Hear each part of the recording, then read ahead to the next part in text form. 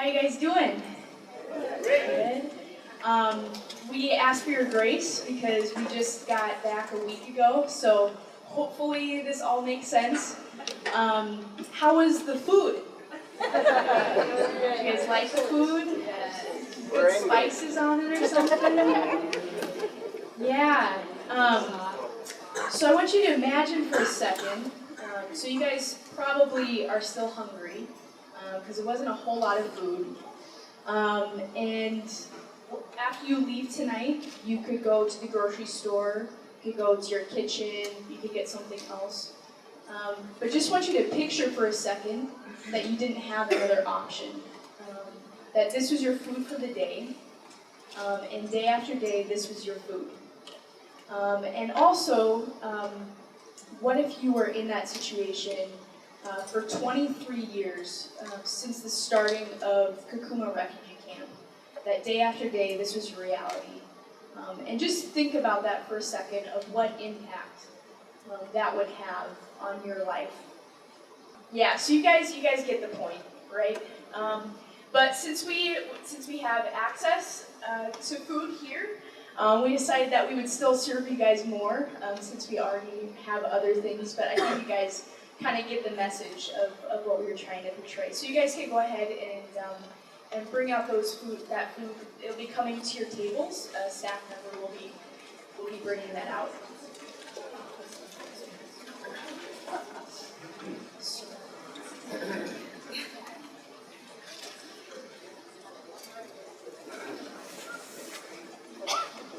Okay, so we also really want to thank many of you in this room actually made it possible for us to be able to go to the camp by financially supporting us, and many of you also praying for us, and we could definitely feel that. Just based on, can't even explain to you, this trip went exactly how it should have been. There was nothing that we would have changed or could have thought of changing because it all went really smoothly. So just really appreciate all of you guys. We also would like to recognize three of the organizations that we partnered with in this trip.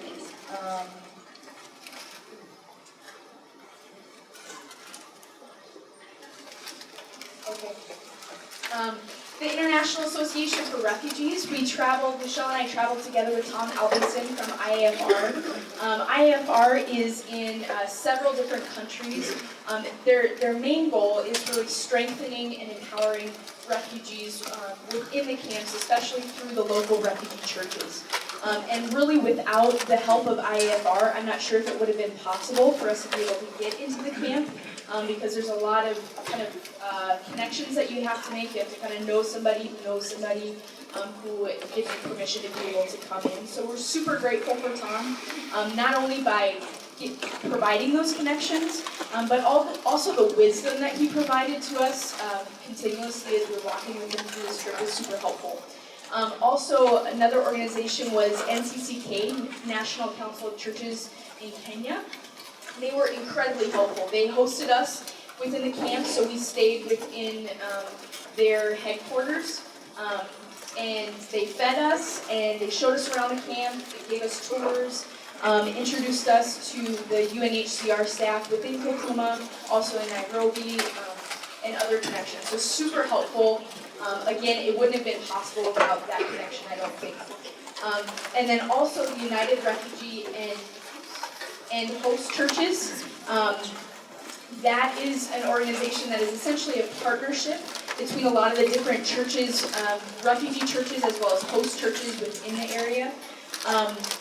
And they provided such helpful insight. They set up meetings with several people just for us to hear from refugees themselves about what their experience is like. They also showed us around the camp, showed us where the different churches were, hosted us within their churches when we came to visit as well. So we're super helpful for them. All right.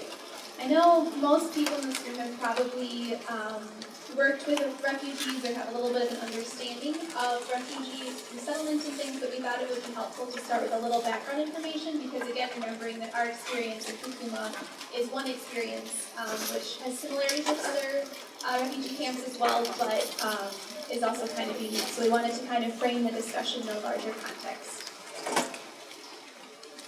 So one way to do that is to make sure everyone has an understanding of who actually is a refugee. When we're talking about refugees, who are the people that we are referring to? So the definition of a refugee is someone who has a well-founded fear of being persecuted on the basis of one of the following things. That could be race, religion, nationality, or an association with a certain type of social or political group that is being persecuted within their country of origin. Importantly, a refugee has to actually have left their country of origin and crossed into a secondary country, or what's sometimes called a host country. That is where they'll actually register as a refugee with the UNHCR. And just in case, there's a lot of acronyms in this, so UNHCR is United Nations High Commission for Refugees, and that's the overseeing body for all of the refugee registration and refugee programming that goes on. And then, of course, the refugee is either unable or unwilling to return to their country of origin based on fear associated with their affiliation with one of these groups.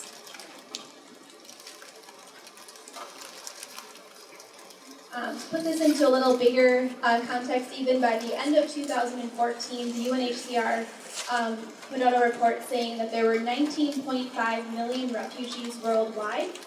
Obviously, if you've been paying attention to the news, that number has definitely increased in 2015.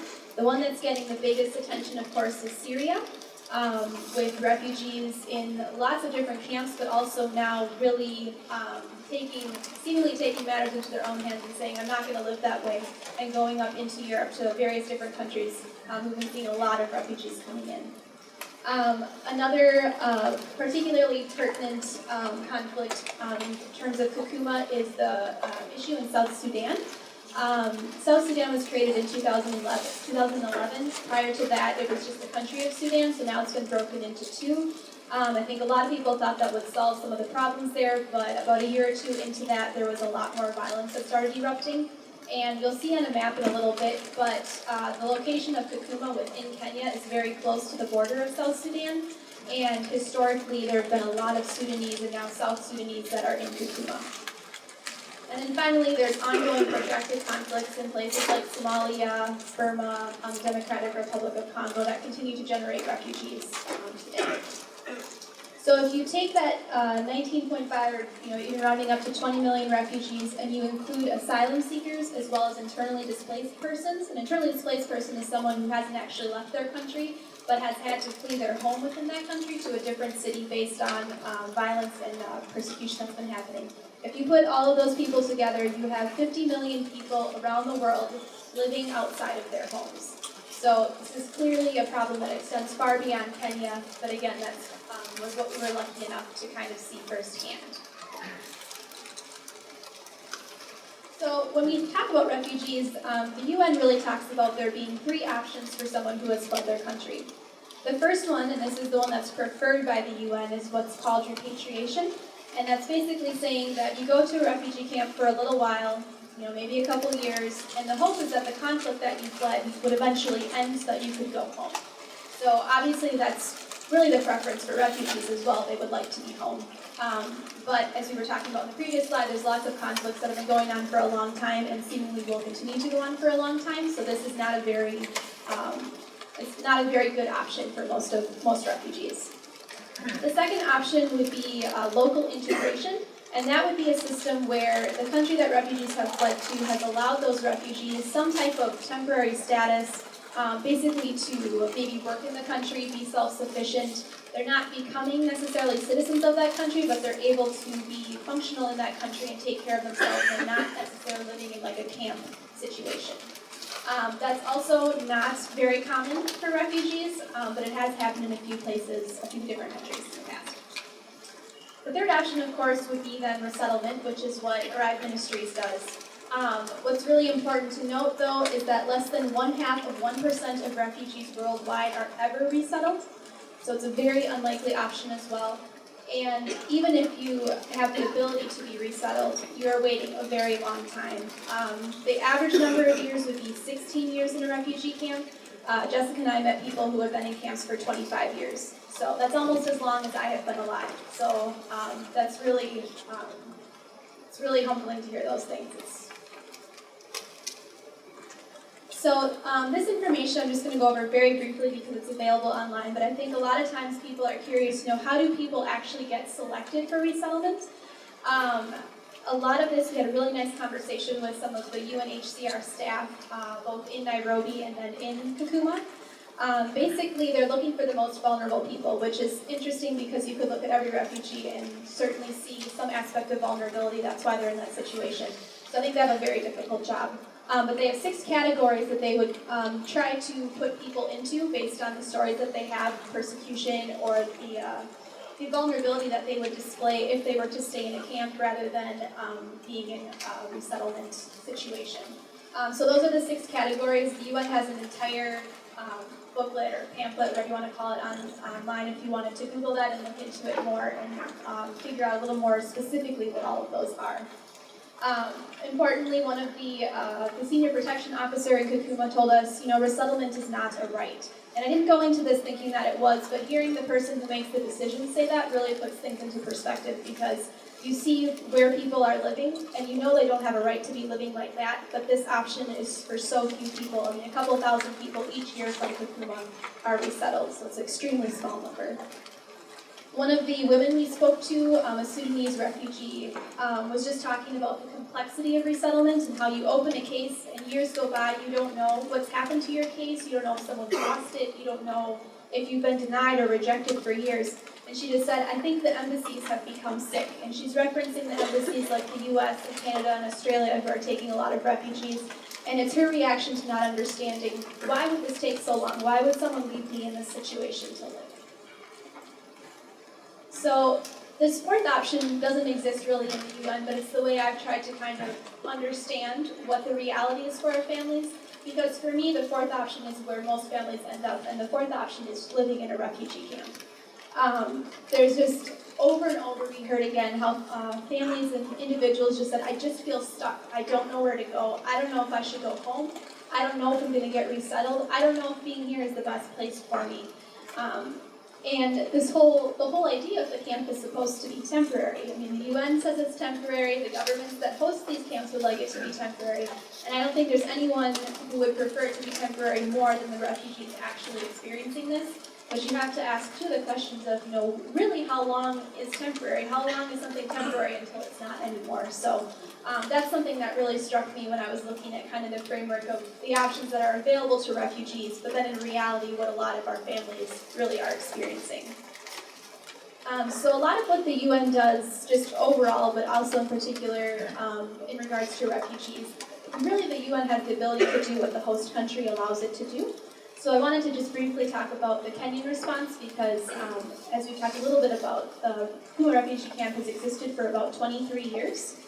And historically, the country of Kenya has been very hospitable. They've allowed Kakuma Camp as well as Dadaab, which is on the northeastern part of the country, to welcome a lot of refugees, the opportunity to stay there, to hopefully escape a lot of conflict. There's also kind of a similar program. There's some refugees that are able to actually live in Nairobi. We didn't get as much information about that, but in general, Kenya has been very supportive of that.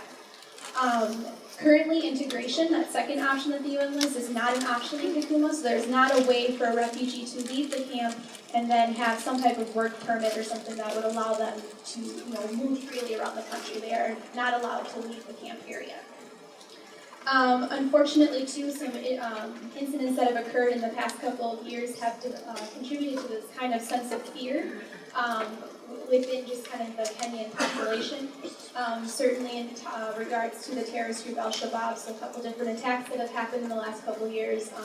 Probably very notably the Westgate Mall attack that occurred in 2013, and then the massacre at Garissa University that happened earlier this year.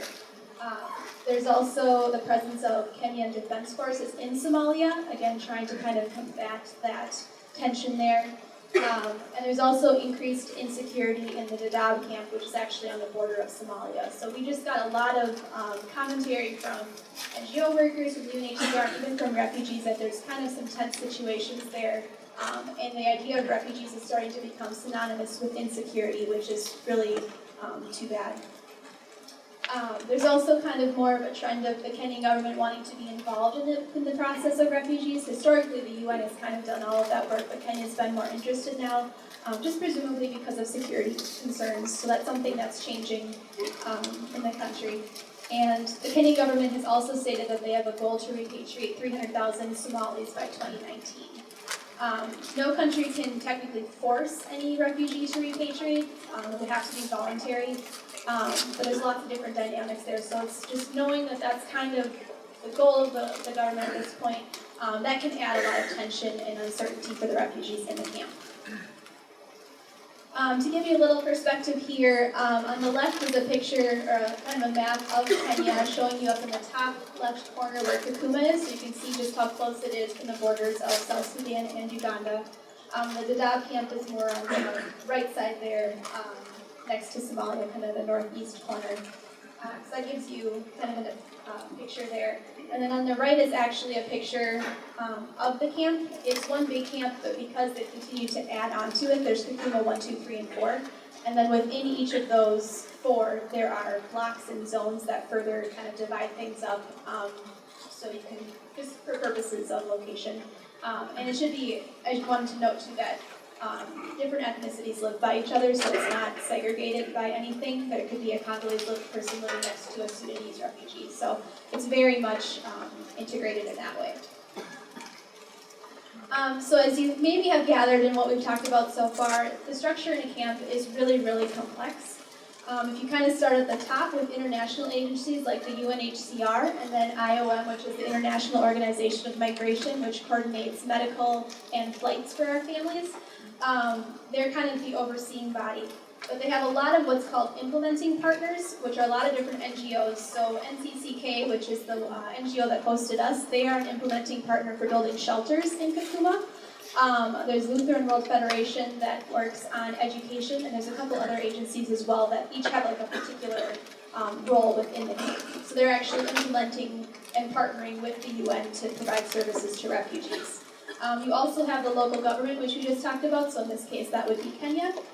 You also have what's called the host community. So the host community is where the camp is actually located, because it's not just by itself, it was put in a place where people already lived, which I'll talk about in a moment, and that creates some interesting dynamics as well. And then finally you have refugee initiatives, which unfortunately are not as prevalent, I would say, as other things, but a lot of what we were able to do was speak with refugees and kind of hear how they make their own communities, and they kind of build something of their own within the system that they have very little control over, which was really amazing. So as I mentioned, Kakuma began in 1992 as a result of the conflict in the country of Sudan. At that time, it was just the country of Sudan, it wasn't split. Because of that, it was initially a very Christian kind of camp. Most refugees were Christian there. And as I just mentioned, land had to be taken in order for this camp to exist. It was put in the city of Kakuma, and the land was essentially taken from native Kenyans who are called the Turkana. They're very nomadic people, very traditional, and there was very much a lot of resentment when that occurred, to just have your land taken from you when you were used to kind of going wherever you wanted to. And also a sense of feeling forgotten has accompanied that, because when NGOs come in to work with refugees, they come in to work with refugees, they're not coming in to work with Kenyans. And this is a group of people that's been very neglected by the Kenyan government, so it's, in my mind, it's kind of like a double isolation, which of course contributes to the camp as well. They do have the ability to walk freely through the camp, and sometimes refugees can go kind of into the city there. So it's kind of almost like two communities coexisting together in different ways. And a couple years ago, because there were so many refugees in the Dadaab camp on the eastern part of the country, about 40,000, UN moved about 40,000 refugees from Dadaab to Kakuma. Most of the 40,000 were Somali, so just wanted to note the dynamic there, that a primarily Christian community then started receiving more Muslim refugees, and I did not sense any tension of that now. I think initially maybe it caused some concern, but it's people, like I said, everyone is living together. So with all that information, how does someone actually get to Kakuma? The first part is deciding to flee your country for one of the reasons that we listed before. Maybe it's persecution from race, nationality, your affiliation with some type of group. So you decide to flee your country. There's a transit center in a city called Lokichogo, which is about 30 kilometers into Kenya on the border of South Sudan. It wasn't clear if there were a lot of other transit centers, but that's the one that we heard about the most. So people will choose to cross the border of usually South Sudan and Kenya and come in. There's transports from Lokichogo to the reception center in Kakuma 3 about every 3 days. In the last year or two, when there was a lot more refugees coming from South Sudan, they were doing transports every day. But it's gone down a little bit, so they feel that every 3 days is kind of an adequate amount of time to be doing that. In the reception center, refugees are usually there for about 2 weeks. And some of the things that they are doing there is there's a very limited medical checkup. Some small illnesses can be treated. They have food rations. It's almost like a canteen style. Someone from your family comes up and gets a certain amount of food based on the size of your family. The bottom left there is kind of a picture of the sleeping arrangements, which in my mind just kind of resemble barracks. They're just kind of big, long buildings that you can take shelter in. And then some basic needs items are provided. Soap, kitchens, sets, a bucket, a jerry can for water. So very, very basic. Yeah, so like Michelle said, we were really blessed to hear from the refugees themselves, to hear from them, not just the NGOs that are providing for them, but actually how do they feel about their situation. And what we heard over and over is, in most cases, they have enough to survive. So what we're going to talk about, that's not the question. The question is not, do they have enough to be alive? The question is more so of, it's enough to survive, but not really to live. Does that make sense? And we've heard that a few times from refugees themselves of like, we're just surviving here. We're not really living. So that's the main point as we're talking about this. Not to think, oh, well, they could live on that. They could stay alive, but there's more to it than that. So as far as the climate, is the climate there, it's either very hot and very dusty, or it is flash flooding. So the average temperature we heard was about 110 degrees Fahrenheit, super, super hot and dry. And then when the floodwaters come, because their homes are made out of mud, it can cause a lot of problems, actually wash homes away. And some people have even died in those flash flood times. There's also these lovely scorpions. I don't know if you guys can see that all the way in the back. Yeah, lovely scorpions right there. Also lots of those. So as far as the food rations go, so just so you guys know, the food that you got is not meant to be an exact representation of what they get. They actually get what's called maize, which they turn in, it's like a corn flour that they turn into ugali. And they eat with the beans, salt, oil, and then they have the water. So they get it every 16 days. They take that ration card that you were given, although they have a little bit sturdier ones than what you have. And they go and get those food rations every 16 days. So it's very, very important that they spread out those rations, because some of them talked about how easy it is to eat too much at the beginning, and then you'll be a few days without food until you get more. So I know these numbers, they're really hard to know, like, okay, what exactly does that mean? This is what it's split up per day. So about 10 ounces of maize, 2.9 ounces of beans, 0.1 ounces of salt, 0.7 ounces of oil, and then 5 gallons of water. So that's the ration per day, and it's right now it's 1,510 calories per day is what each person is getting. That is 70% of what a full ration is, but because of the huge refugee crisis in the world today, they're low on funding. And so because of that, the food rations have been cut to 70% in Kakuma camp, Kakuma Refugee Camp.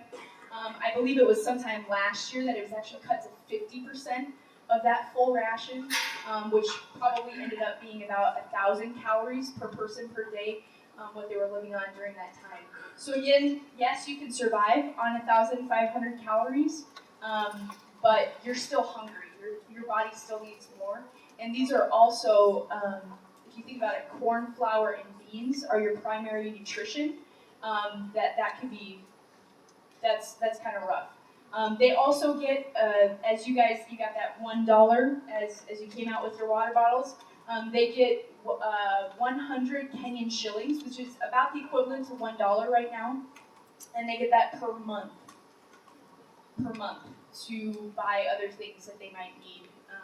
So this is also not including the need for clothing, the need for shoes, and other needs, beyond that. So that's the rations that they get. So from the refugees themselves, some of the quotes that they said, they're just filling our stomachs so we don't die. The food is not balanced, so we get sick. The food is not for human beings, it is for cows. And these are some of the quotes that they said themselves. Okay, so water. So they're given a jerry can, it's 20 liters, which is about 5 gallons of water. So to kind of give you a picture idea of what that is. And the purpose of this water, is for drinking, obviously. Okay, it's 110 degrees Fahrenheit. I think you might need some water.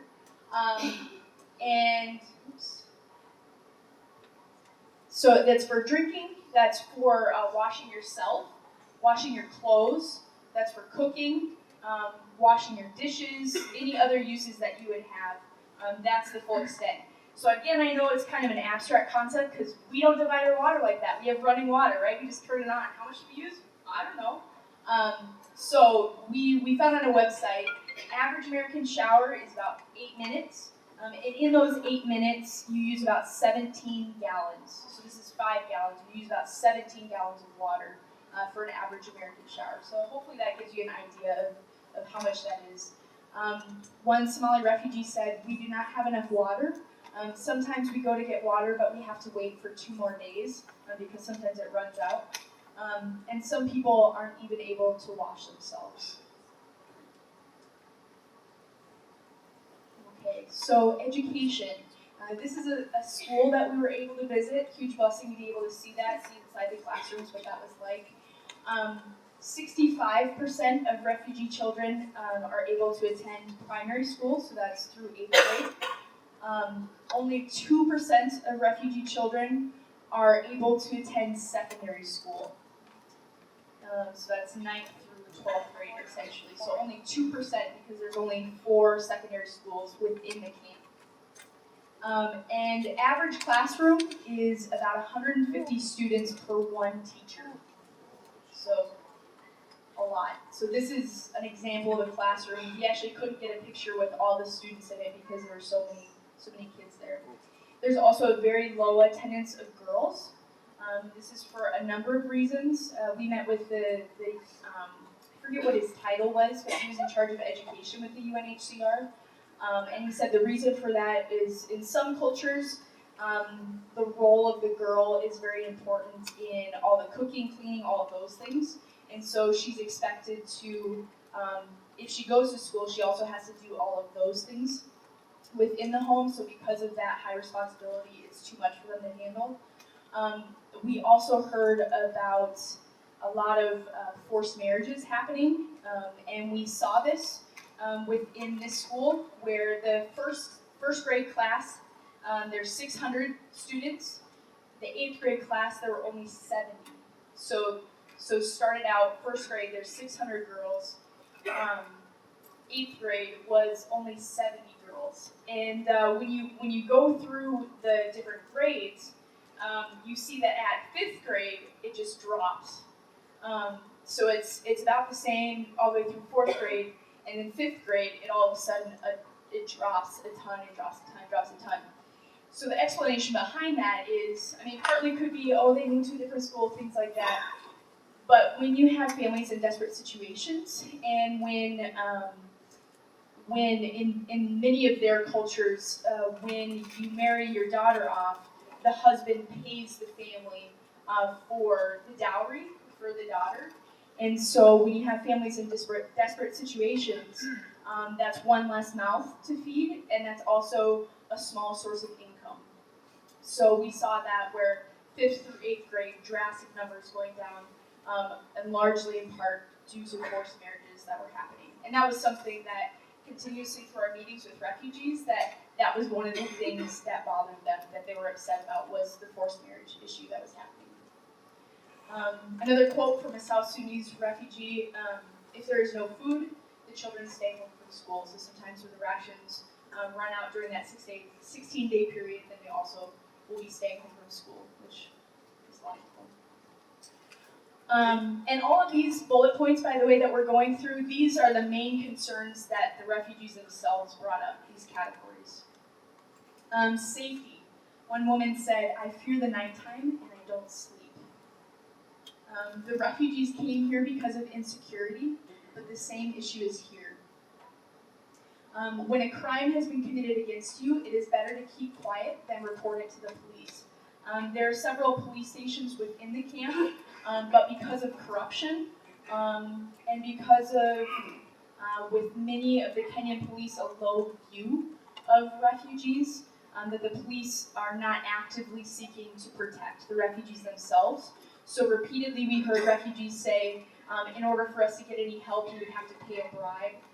But also there's a danger of you reporting something to the police because they could turn around and decide to arrest you. And then if you're put in prison, in order for you to be able to get out of prison, you have to pay the equivalent of $50 in bribes to be able to actually get out of the prison. So that's the result. That whole conversation was the result of the quote, "When a crime has been committed against you, it is better to keep quiet than to report it to the police."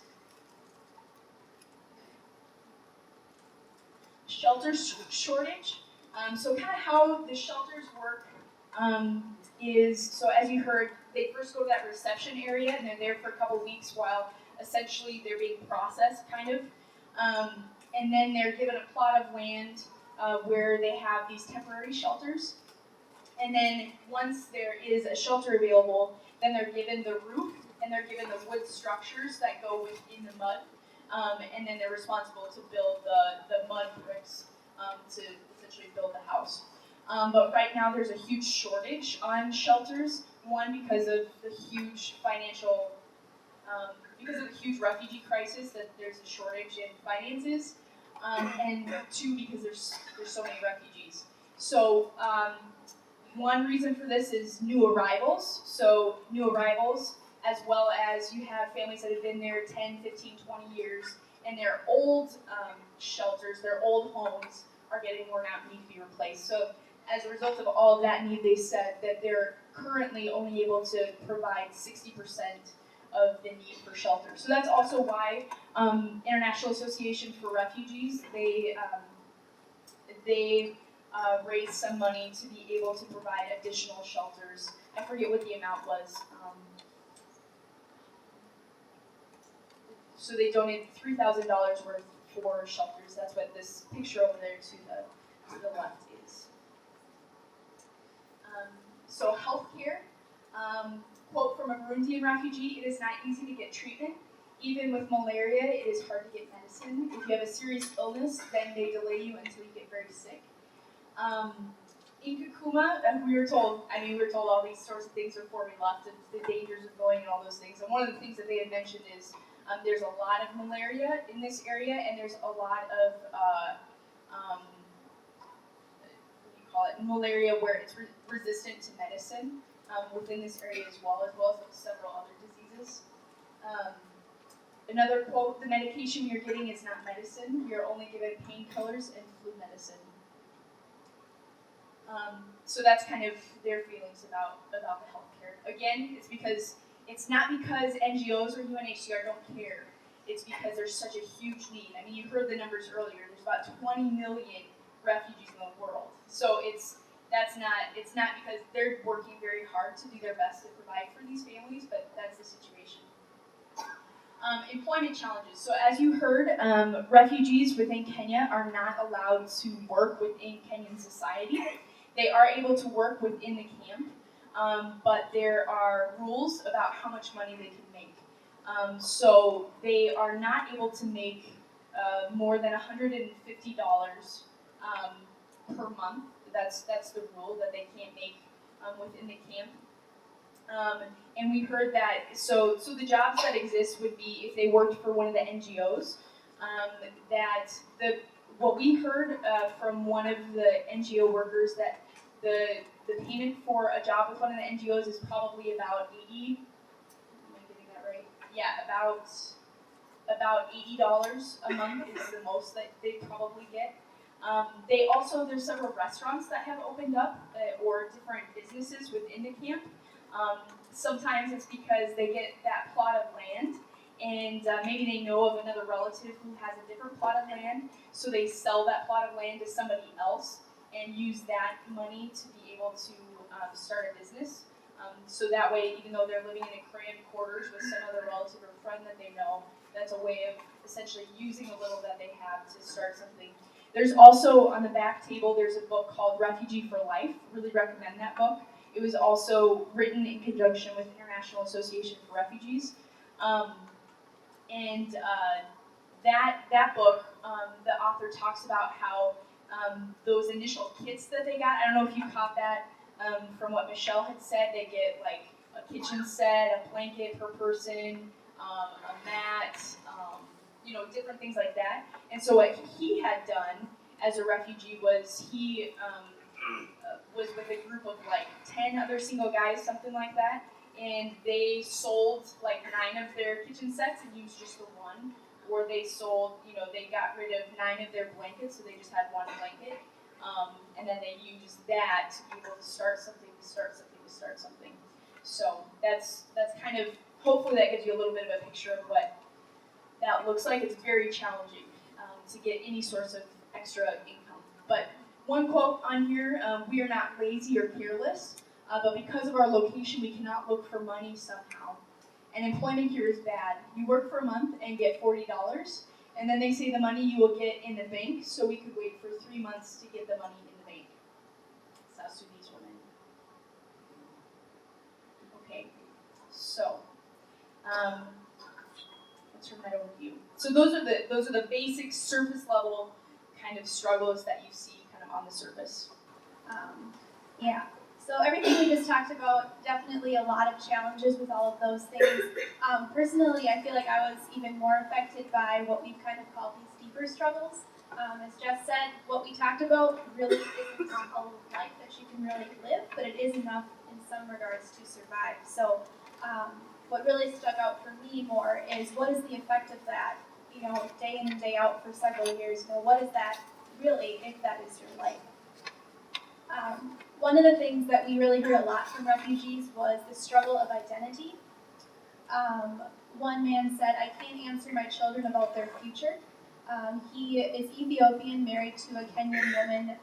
His children don't really know, who am I, what am I? He's in the camp. It's just a really kind of tough dynamic there. A young Rwandan refugee that we spoke with too, I think kind of summed this up really well. She said, "I was not born in my country, so I'm not Rwandan. I am not Tanzanian," that was the camp that she initially went to.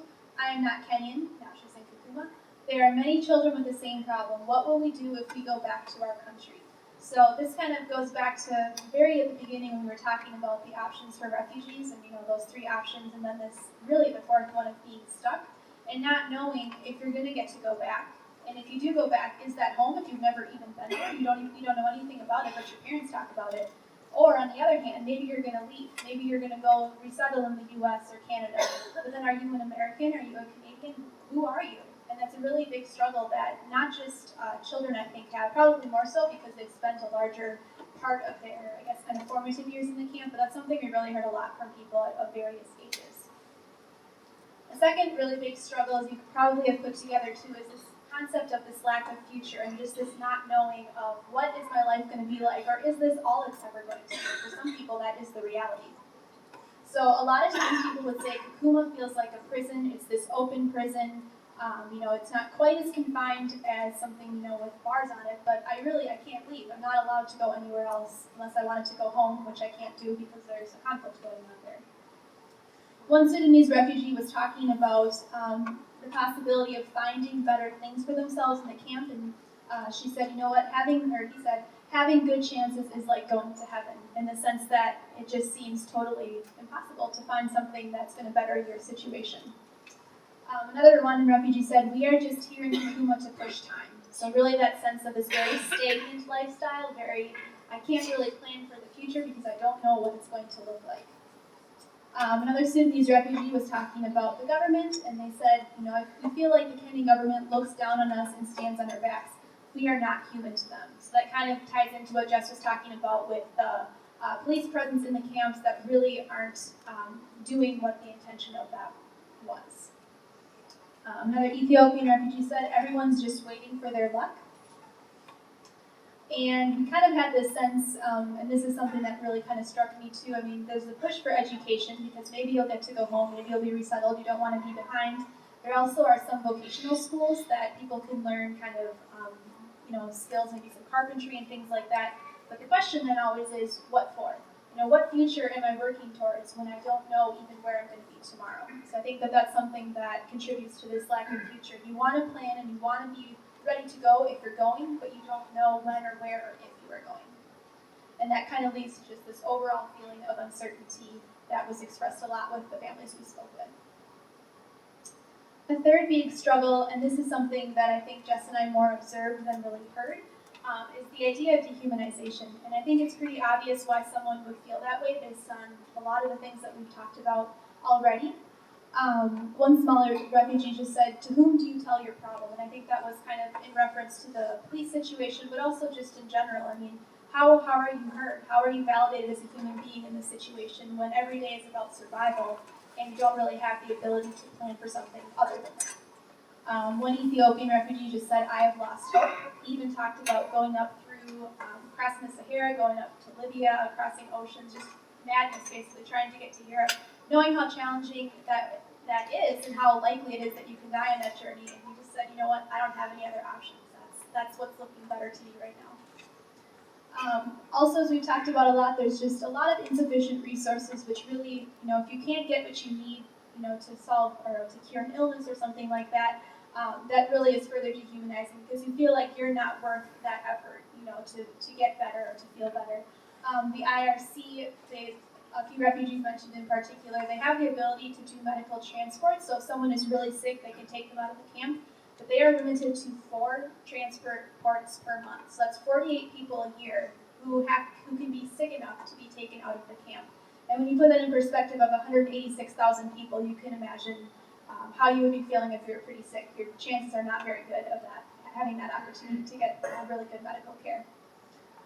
In terms of justice, a Burundian refugee just basically said at the end of his little communication with us, he said, there is nothing that can be done for a refugee. There's just a lot of feeling of helplessness, and that leads to the feeling of dehumanization. If you don't have someone to go to make a claim to, if you don't feel like you can have your rights validated or upheld, that's really, I imagine, has to be very, very hard day in and day out to be living with.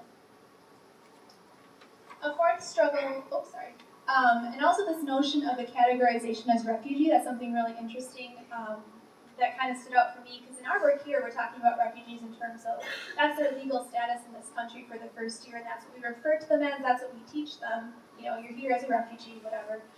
But really what that word can really mean, and one really strong example that stood out to me is we were speaking with a lot of primarily Sudanese women, but people from a lot of different countries in one of the Ethiopian churches we visited, and we allowed them, they told us a lot about their lives, and then we kind of told them a little bit about what resettlement would be like if they were to have their cases processed and come here. And one woman stood up and she said, okay, I have a question. And I said, sure, what is it? She said, when I come to the US and I need food, do I have to stand in line to get it? And that just really stuck out to me. It's because she thinks I'm a refugee, and I'm a refugee wherever I go. So it's just that was a very powerful moment where you kind of realize the depth of where people are at and what they're feeling like, what their levels of self-worth are. The fourth one, kind of tied to that, is just this notion of being unheard and not feeling like you have a voice. As you can kind of gather with what we've been talking about, a lot of stuff is done for the refugee, whether it's by the UN, by the NGO, by some of the other groups there. There's not a lot of ability to really have a voice and to really shape your future. One Sudanese refugee who actually works in the camp as a social worker, and I don't really know exactly what that entails, but he was very perceptive on a lot of things. He just said at one point, it would be good if refugees could be considered for capacity building in the camp. And I just thought that summed things up really well and showed how much value that a person can bring to a situation and how much people can oftentimes solve their own problems if given the opportunity to do so. So I thought that was a really strong message that he said. Another Sudanese refugee talked about what they call bamba shakula, which kind of means like thin food, and that's what they refer to their 100 shillings a month allocation as. I think it's the refugees who created that. I don't think it's something that like the UN or anyone came up with. But one refugee just said, bamba shakula is now our problem. We were not consulted about it. So I don't know quite the history of how that developed, but based on that communication, it seemed like that and other changes happen in the camp, and they happen to the refugee. They don't happen with them. There's no input that the refugee has in these types of situations. We also heard a lot about an inability to communicate with the UNHCR in regards to cases. So people can have cases open for years and not even know if they've been rejected or accepted. They have some interviews, 2-3 years go by, and suddenly they find out they've been rejected. They don't know why. There's not really any follow-up that they can do. So there's a huge disconnect between the UN and the refugee, which is incredibly disheartening because as we talked about, how unlikely it is that a refugee will be resettled, and yet every refugee we spoke to just clung to this hope. We're going to be resettled. Just that strong feeling. So the disappointment that families feel, and just the inability to really understand why they may have been rejected in the first place. One Sudanese refugee just stood up to one time and said, "Who is the UNHCR? Are they Kenyan? Are they American? Are they international people?" Just wanting to know, who are these people that are making decisions about my life, these people that I don't even know. There was reference a lot to this idea of sickness from all the thinking, so I think very much the mental strain of, am I going to be resettled? Is my family okay? Where is my family? Just all these questions that continue to go through refugees' heads every single day. And we talked a little bit about the Turkana in some previous slides, but there's just some interesting dynamics there as well. Obviously, a lot of resentment from the Turkana, feeling like their land was, just essentially grabbed from them.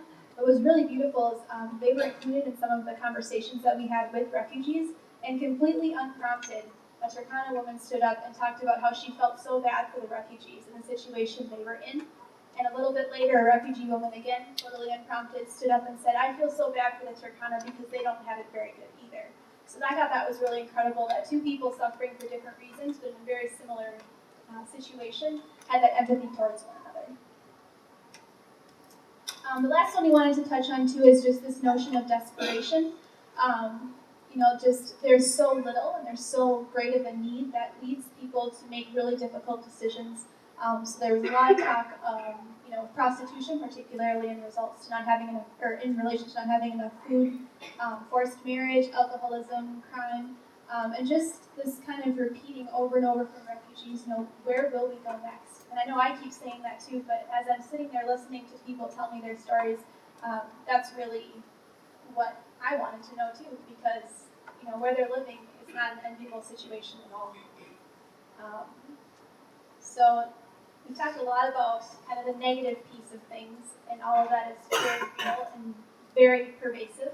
But we were also very fortunate to see a lot of really beautiful things too. So we're going to transition a little more into that because we met some really incredible people who are very strong, very resilient, and just incredible human beings. So there was about a day and a half. So we got there on a Friday, and we had a couple of meetings with the refugee church for a couple of days. And then Monday and Tuesday, so there was a day and a half where we didn't have any contact with the refugee church leadership. And we were meeting with the UNHCR to hear about the situation. We were driving around the camp, seeing the looks on people's faces of just a lot of desperation and just hopelessness in people's eyes. And that was a day and a half without interaction with the refugee church. And I just kind of was like, okay, I've seen enough. I'm ready to go home. just because it was really hard just to see that for so long, and just see the for so long, for like a day and a half, and to see that darkness. But then it was just like a breath of fresh air.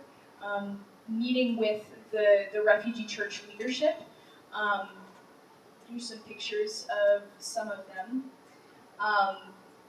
Just incredible to see. Here you see all of this. You know, you're driving along in the car and you see people's faces of just hopelessness, despair. And then you meet with these guys and just so full of hope and joy. It just was really amazing and really encouraging. And one of the pastors we asked about that, and you know, what's the secret? Tom asked, you know, what's the secret to the resilience of some refugees? And he said it's from experience, from seeing how God provides for us day after day, that He is faithful and He cares for us, and that each day that God is providing for them. What incredible faith! These people, to see their trust in Christ, their relationships with Him, they've really gone through the fire, and many of them have just been very, very purified. Because they're going through the same situation as other refugees, and yet to see that kind of joy and hope is only a result of God working in them, of God who's really, that was really amazing. Also to see their faithfulness with the little that they had, and seeing that they did have a little. So not seeing that, oh, we have nothing, but they even did have a little, and one of the pastors emphasized that is, we refugees think we have nothing, but we do have a little, we do have things that we can do. And one of the things that they're doing through their efforts is they have started a school, Kakuma Interdenominational School of Mission. And the goal of this school is to train up believers to be more rooted in their faith. Whether they stay in Kakuma, whether they're resettled, whether they go back home, to train them up in the Word and to teach them in the truth. The teachers are not paid. They are volunteering their time that they could be using that time to scrounge around the camp and find some other job, some sort of other employment. And yet they're volunteering their time to teach these students to lay down their lives in this way. So really incredible to see that. Also really incredible to hear them talk about, one of the pastors was talking about the importance of being content. Okay, so hear that word, of being content in any situation that God calls you to. And that the refugees that are there in that camp, that at that moment God is calling them to that, and that is enough, and that He will be faithful. And so, you know, you've heard the context of all of this, of what's going on in the refugee camp, and yet they're saying, God has called us to this, and He's called us to be faithful, and to be content in our situation, and to use the little that we have in this situation. You know, and then one of the pastors talking about the importance, it's preaching to his church about the importance of tithing. Okay, you heard what they're getting, and talking about the importance of what you have is God's. And so the importance of actually giving that back to God. So just incredible people, incredible people. Like I can't even say exactly, even convey that like I'd like to. That just amazing people in just all the things that they've gone through, and yet to see God working in their lives. So God is not silent to Kakuma. He is not hiding. He's not turning his back to Kakuma, but He is present there. He is working there. He does hear the people there in that situation. So really important to keep that in mind. So.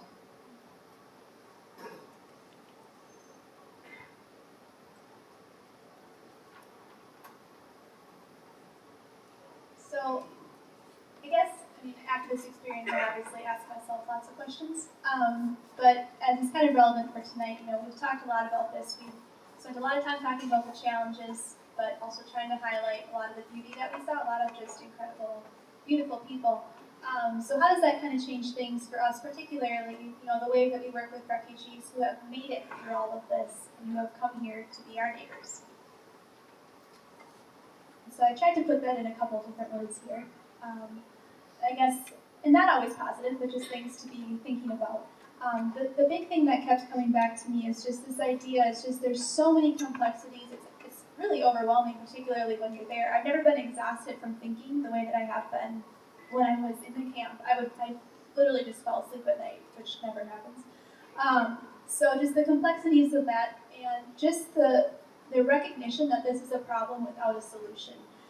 The solution, of course, would theoretically be conflicts end, people go home, there are no refugees, things are better. But I'm very realistic. I think everyone here is too. That's just not going to happen. So it's really just understanding that this is reality, and this is going to be reality for a lot of people in our world.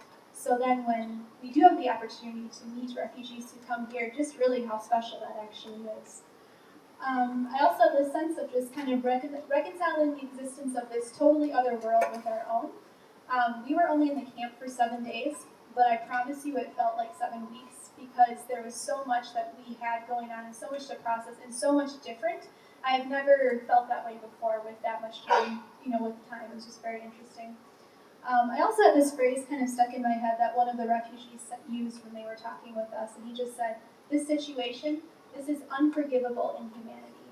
And I think there's a lot of elements that he's referencing there. Certainly he's talking about the conflict that led him to this situation, but it's also how he's feeling, in the camp, because that is not a place for someone to live.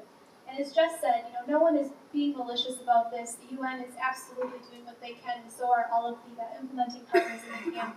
But when you have almost 200,000 people living there with so many needs, 200,000 different needs, it's just impossible to serve people the way that they should be with the dignity and respect that they deserve. So that whole notion of unforgivable inhumanity really stuck with me.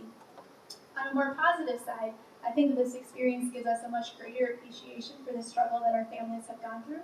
Most of our families don't really tell us a lot about their experiences for obvious reasons, and I think, and some people don't want to. They just want to leave that where they came from and start here in a different life.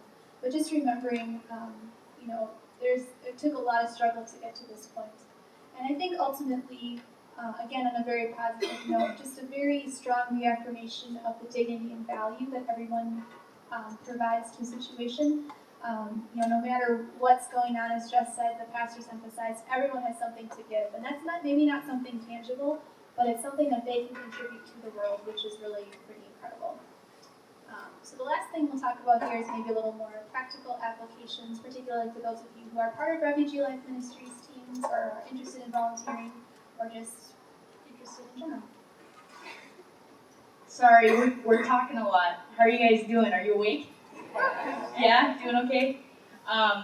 So this is our last part, and then we're going to take a few minutes for questions, so be thinking of those if there's some things that you want to ask us about the trip.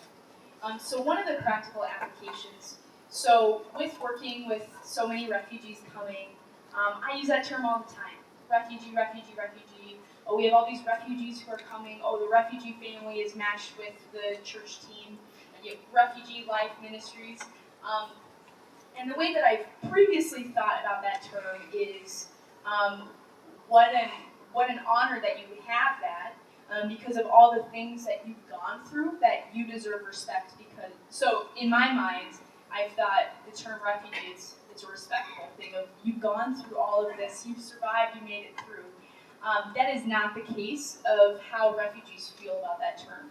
If you've spent time in a refugee camp for 23, 25 years, and the reason for why you can't work in that country is because you're a refugee. Or you are a teacher in one of the refugee schools and you're being paid, doing the same job as a Kenyan, but being paid 10 times less because you're a refugee.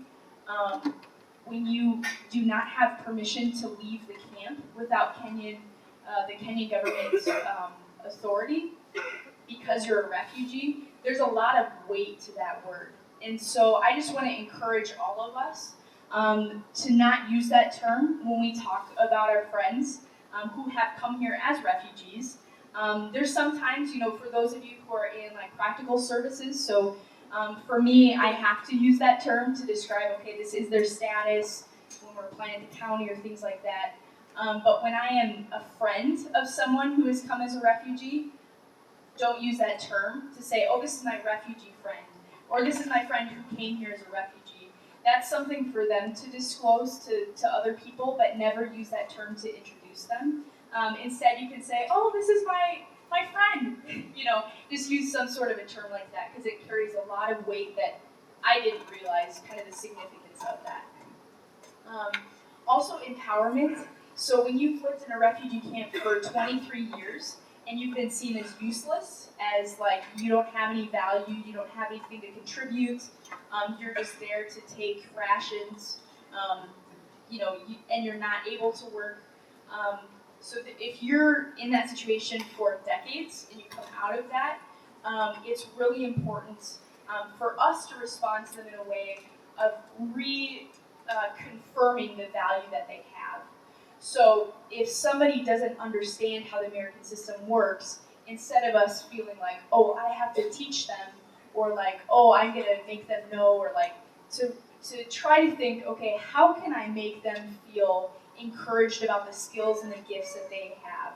So it takes a lot more work to do that, but they need to know they have incredible skills and abilities, and they do have value to us.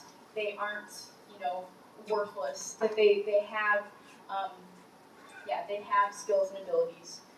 And be really careful as well about causing a dependency relationship of where, because when you're in a situation for that many years of where the only way in which you can get something is from somebody else who has power because you have no power, it would be really easy for you to come here and think the only way that I can solve this issue is if I talk to this person who has power, rather than seeing that they have the power within themselves, that they have those skills and abilities. So also to be very cautious in your relationships with them of taking control of their situation. Allow them to make mistakes, and allow them to work through those things and learn. Just be cautious of that.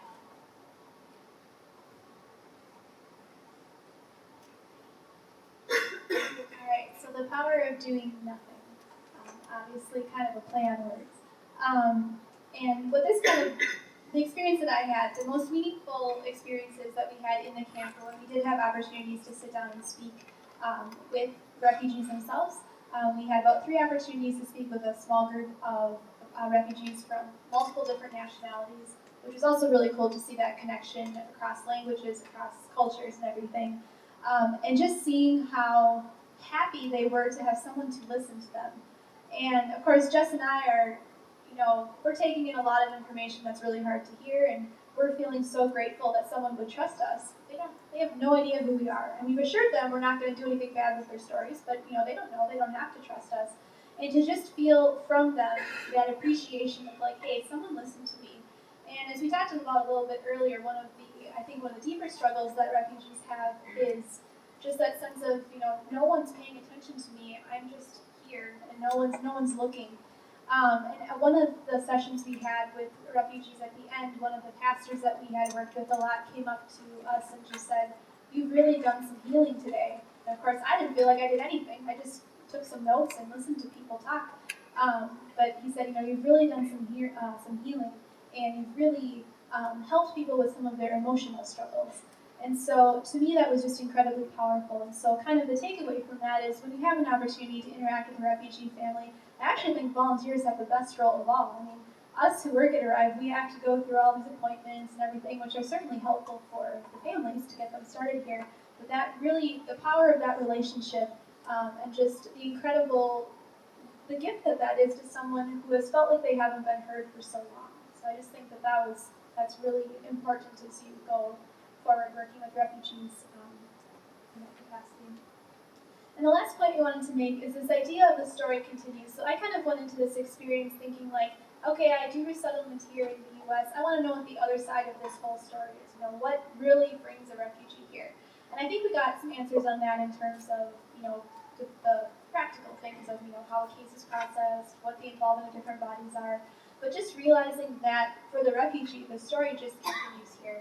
And so sometimes, there might be ways that concerns that they had in the camp are addressed here. So maybe there was, water was a huge issue. Well, they come here and, they can turn on a tap and they have water. So there's things that can be resolved in that way. but also recognizing that those resolutions alone don't suddenly mean that your life is totally different, because the concerns that you had in the camp are likely still with you, just maybe look a little different. Tom, the man from IFR that we went with, just talked about how even putting your kids on the school bus can be traumatizing for parents who have never really felt safe letting their kids go. Now they're going on this huge vehicle with a total stranger to a school they've only visited once. So just remembering that trauma can kind of continue, and that working through that is going to be, it takes a lot more than just making sure someone has enough food to eat. So as you're working with refugee families, and just really kind of understanding that experience, know that you're walking together with that family as they are slowly, hopefully, really starting to feel like they can actually be safe in this new environment in more ways than just food and shelter and some of the basics that we discussed.